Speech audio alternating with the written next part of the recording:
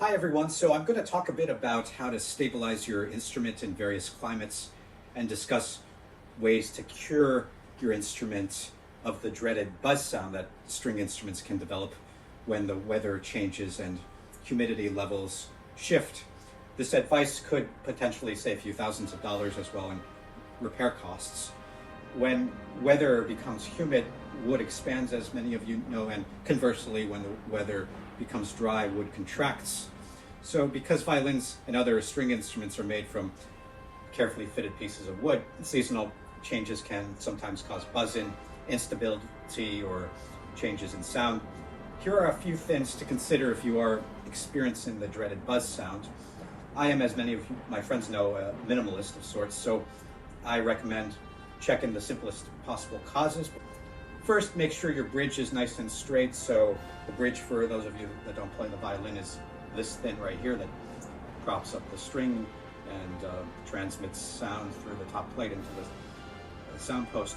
So you want to look at the bass side of the bridge and see that it's standing nice and straight. So you don't want it to be leaned this way or that way. You want it just nice and straight, and the feet resting nice and flat on the spruce top. If it's not straight, sometimes the feet can cause buzzing sound if they're not perfectly resting on the spruce top. So that's something to look out for. Another common source of buzzing is a loose peg ornament. So for those of you that don't know, peg ornaments are just that. They don't serve any structural purpose other than just making the peg look more fancy.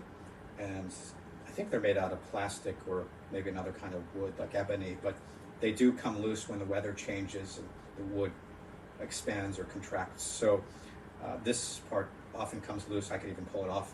And when that happens, that causes a buzzing sound. So I take them off and put some Elmer's glue on and firmly press them back in. And usually in the winter, it takes about 15 minutes or so for the glue to dry, and in the summer maybe up to an hour because of all the humidity. So also this part right here, called the collar part of the ornament on the peg, can come loose. So again, you put a little Elmer's glue on, let it dry, and it should be ready to go, and the buzzing will go away.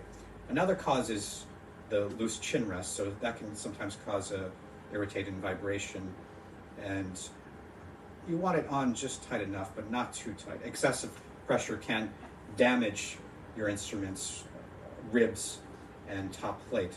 The chin rest should be firm enough not to move, but not tighter than necessary.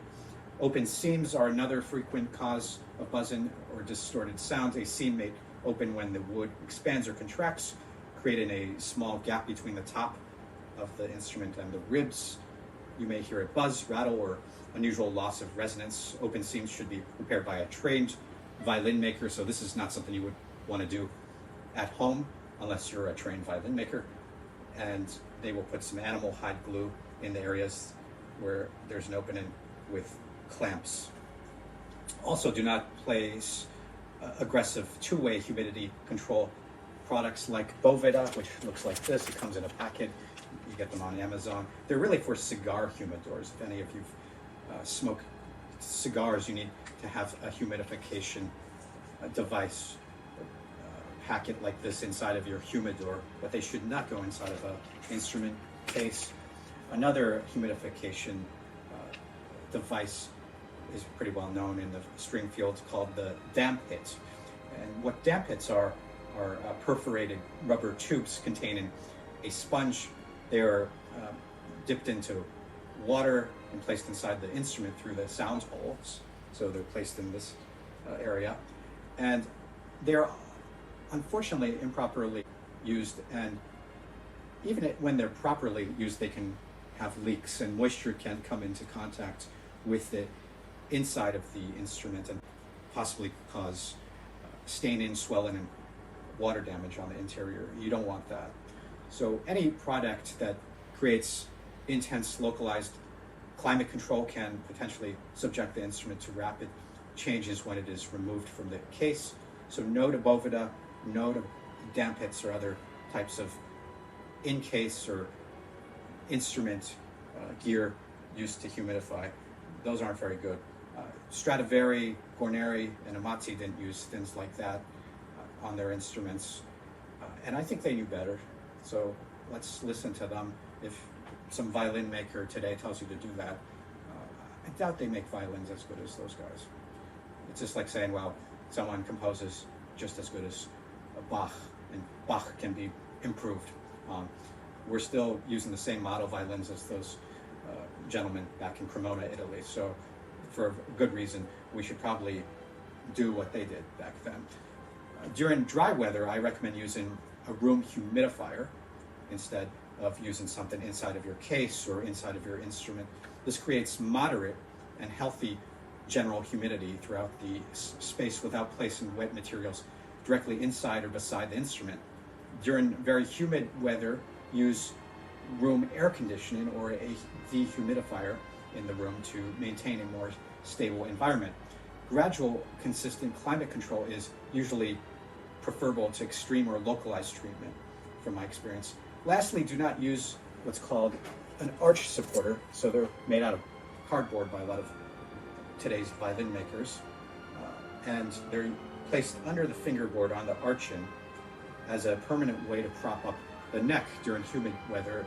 For those of you that don't know, the neck on a lot of violins droop, especially on the very old Italian violins during the humid weather, causing the strings to rise a little as humidity changes. But storing the instrument under artificial pressure can place additional strain on the body of the instrument and the neck. When the support is removed from the instrument and the instrument is brought back to plane tension, the instrument will suddenly change in support and get very fussy. So that's when buzzing and all kinds of other unpleasant sounds start to happen when the instrument's wood readjusts to this new tension. So if the neck angle is genuinely too low, the correct solution is to have the neck properly reset by a professional.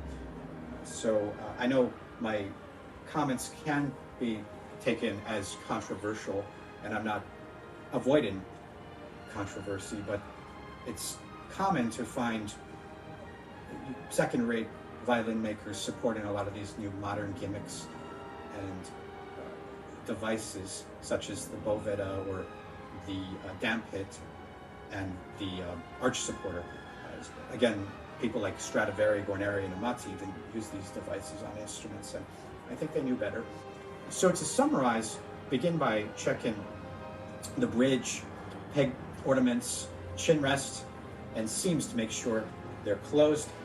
If you're having any buzzing, keep the instrument in a stable room environment, avoid direct contact with excessive moisture, and do not use devices like Boveda packets ever. Don't use damp pits or arch supporters that place artificial pressure on the neck.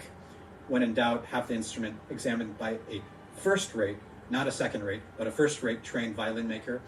A small adjustment made correctly can prevent much larger and more expensive problems later. So good luck, and I hope this video helps you.